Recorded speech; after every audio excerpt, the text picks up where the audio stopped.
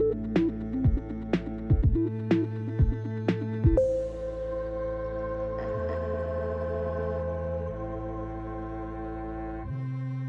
guys, welcome back to Release the Craftin. Priscilla here with another episode of Storycraft.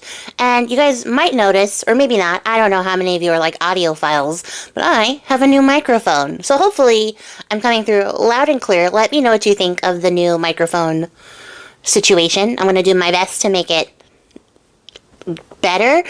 But I'm like really excited though to finally have invested in like a piece of equipment that benefits the channel. So here we go. We're dealing with some new sound quality and I hope it's better. But today I'm telling you guys a story and I'm doing a craft. That's what Storycraft is. And yeah, this is me telling you a story about a cryptid because I got a request on Patreon for a cryptid story. So here we go. I'm going to tell you guys today about the Chickcharney. And you guys, I am excited to tell you about this one because a lot of times when I look at like cryptids in general, I'm like, oh, that's cool. Oh, that's neat.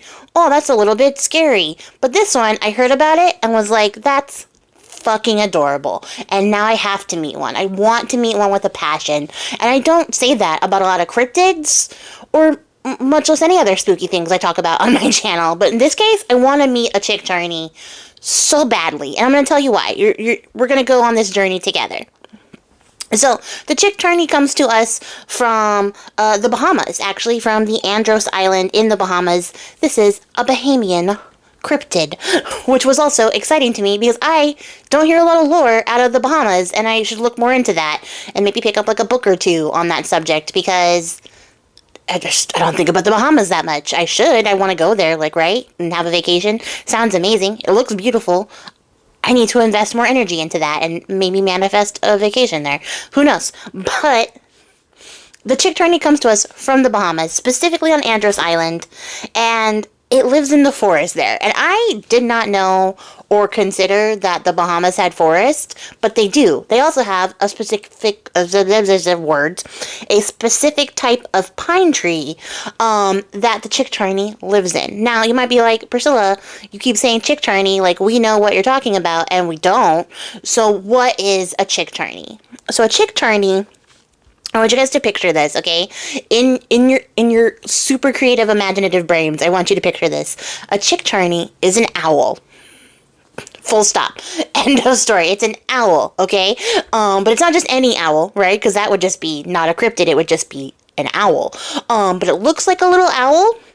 But it's 3 feet tall, okay? It's got longish owl legs. Have you ever seen when like they lift owls up to show you how long their legs actually are? That's what you're seeing when you're looking at a Chickcharney. If you haven't seen that, go Google it. There's tons of videos, TikTok, YouTube, all those things. It's on there. It's insane when you think about how much leg an owl actually is and how much of it is hidden by angry floof.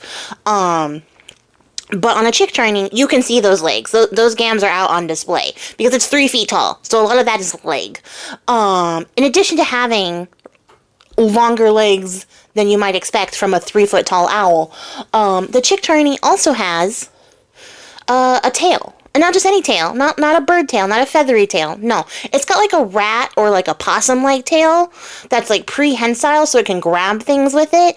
And it's thought that it uses that tail to hang upside down from branches, so it can like get at the people passing by its trees, right? And you might be like, how does it get at the people passing by its trees? Well, let me tell you, the Chickcharney also has arms. It has wings, like an owl, and underneath those wings are little arms. And on those arms, there are 3 fingers. It has 3 fingers on each hand, and it's got 3 toes, and it uses those little fingers to grab things and do stuff and maybe mess with people who pass underneath its trees. In addition to, picking up stuff, picking up, like, people's hair or snatching at them, doing fun things while it hangs upside down from the tree. The Chickcharney likes to sleep in the trees, right? It sleeps in the pine trees in the forest, and the way that it does this isn't like, building a little nest or doing anything like that. What it does is it takes 2 pine trees, goes all the way up to the tops, so the top of the pine trees, right? And it ties those together with its 3-fingered hands. And then it sleeps there at the intersection where the trees are tied together. So it makes itself like a hammock out of 2 different trees that it tied together with its crazy strong little tiny arms. And then it takes a nap there. And that's where the Chickcharney sleeps. That's where it lives. So, why the Chickcharney? Okay? Because Chickcharneys are thought to be, like, symbols of good luck or givers of good luck, but also givers of bad luck, because they give and they take away, right? So if you encounter a Chickcharney and you want to sort of benefit from that experience and maybe not have a bad experience when you encounter the Chickcharney, then you can do a couple of things, right? You can be fucking polite. That's number one. Chickcharneys are very, very, very particular about people being polite to them. And same, honestly. So you have to be very polite, treat it very kindly, and Chickcharneys are also thought to be a little bit goblin-like. So if you have something shiny, it would like that. That would be a great gift to give it. If you have something colorful, it would like that too, because Chickcharneys are known to really appreciate bright colored things. So it's said that if you want to impress the Chickcharneys when you go out to Andros Island, you should wear bright colors and bright baubles in your hair and all sorts of things like that. And then, maybe offer one to a Chickcharney that you encounter because it likes shiny, colorful things. Also, same. Am I a secret Chickcharney? We don't know. They might be like in my family tree. That's a mystery. At any rate, so you gotta be nice to the Chickcharney. You gotta be bright and colorful and maybe have a gift for the Chickcharney. And, if you do these things, if you treat the Chickcharney kindly and well, it will bestow upon you good luck. Nobody knows how it does that. Nobody knows. Because it doesn't actually do it, like, in a physical sense. You just walk away and have good luck. So, cheers to that. But if you're an asshole to the Chickcharney, like, if you upset this little fellow, you're going to have the worst luck ever. You're just going to continuously fail. And that's also very, very fair, true, and accurate to how you deal with me, because I will seek vengeance. I am petty.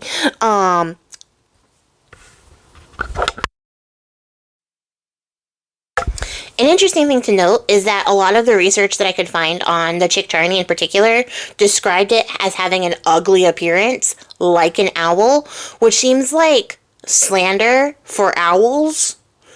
Like, why do you hate owls so much that you think they're ugly? But also, it's like you didn't even learn about the Chickcharney because you use the word ugly to describe it, and that's shenanigans. Because I think a little tiny, like, owl goblin dude with little, like, grabby fingers and a little whippy tail is adorable. Maybe that's just me. So at any rate, the Chickcharney is frequently cited, has been cited for a very long time, and continues to be cited all the way into present day. So it's speculated that the Chickcharney might actually be an extinct Bahamian barn owl known as Tidal Pollens.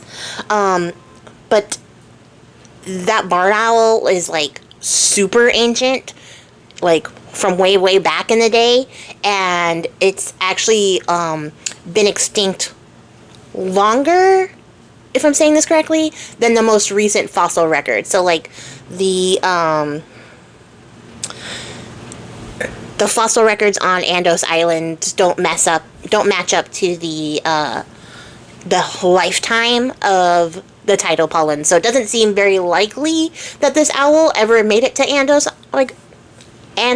Island. I can't even say the island name correctly.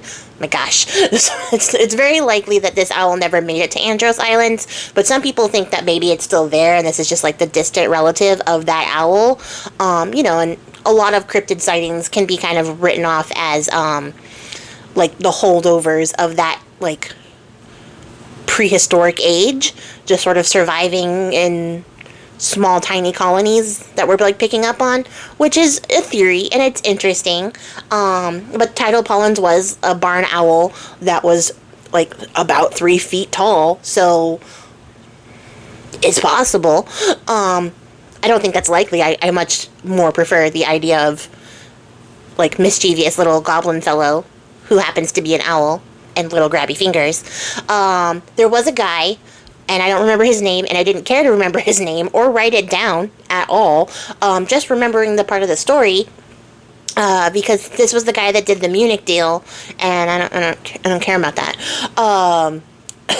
But he actually bought a plantation property on Andros Island and wanted to like have a sisal plantation, which is like kind of plant that you get like fiber from to make like baskets and weave fibers, ropes, stuff like that. That's sisal plants. It comes from this plant. So he wanted to do that on this island in the Bahamas, and they told him when he got there about the Chickcharney, and he was like, I don't fucking believe in that shit. So what did he do? Did he, like, treat the forest kindly and, like, maybe, like, give a nice little shiny offering to the Chickcharney? No. What he did was he tore down acres and acres of forest.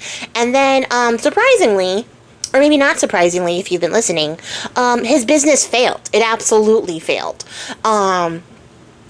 A lot of people think it's because sisal isn't native to the Bahamas, so you weren't able to actually grow it there, and it was a doomed venture from the start. But I fall in the same camp of people who believe that the Chickcharney was like, hey, you tore down my house, you jerk. And in return, it was like, may your business fail.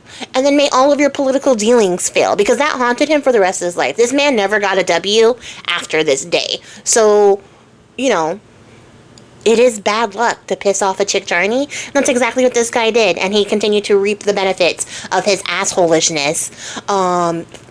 And good, get wrecked, you fucking colonizer, right? Like, what the shit? Get off the islands, you don't belong there. Especially not if you're gonna tear the whole forest down to grow a plant that doesn't even belong there. Like, come on. It seems obvious when you say it like that, but, you know. These kind of dudes don't actually listen to reason. And I feel like if I moved to a place and they were like, hey, there's this friendly little goblin dude who, if you're cool to, will, like, really help you, like, flourish and have good luck. But if you're an asshole to, will be, like, the bad luck demon that you never wished you had. I'd be like, well, man, tell me how to get in good with him, but that's just me, and I'm digressing now. At any rate, there's not a lot of, like, particular stories about the Chickcharney. There's just a lot of sightings. So a lot of people saying that they encountered them, sometimes that they gave them a gift or left them an offering, sometimes, there's a lot of sightings of the Chickcharney nest, quote-unquote. So those two pine trees tied together, there's a lot of sightings of those. So that happens a lot, and nobody really knows why or how or what. Just that it's probably a Chickcharney, and that's his house. There's no reason for it, but it happens a lot. They see it a lot. Which is interesting. Like, how does that happen? If not the Chickcharney? I'm inclined to believe it's the Chickcharney. But there's not a lot of stories about the Chickcharney, which is a little bit disappointing in regards to, like, Storycraft, because I wish I had more to tell you about it. But I was just so tickled at how adorable this particular cryptid is that I had to share. Because a lot of times they're like, you know, either they're unbothered and unbothering, like the Loch Ness Monster, or they are dangerous and you need to avoid them at all costs, like the Chupacabra. And this guy is just like, hey, if you are nice to me, I'll be nice to you. And that sounds amazing. I want to meet one because of that. I want to make, like, friends with one. I want to make it like a little hat. I think it needs a jaunty little hat. And yeah, that's basically everything I have to say about the Chickcharney. Let me know if you've heard any stories about this. I went to TikTok to see if anybody had any, like, first-hand experiences I could share. And the only thing I could find on TikTok was a girl from Appalachia talking about, like, her family experience there, which I was like, interesting. Interesting more so in the fact that the story has spread from the Bahamas to the Appalachians, but, like, that was the only one, so there wasn't a lot of people up there talking about Chickcharneys. So they're not super well known, but they should be, because they're freaking cute. I think owls are cute. They're just like the cats of the sky, and as you guys know, I happen to adore cats, so, like, why would I not like their sky equivalent? But that's all I have to say. If you guys made it to the end of the video, I appreciate your faces, and I will catch you guys all in the next one. And as always, I am always taking requests for Storycraft, so if there is a story you want to hear, a cryptid you're interested in, a scary story, whatever you got that you want to hear about, just let me know in the comments below, and I will add it to my list, and I'll make it happen.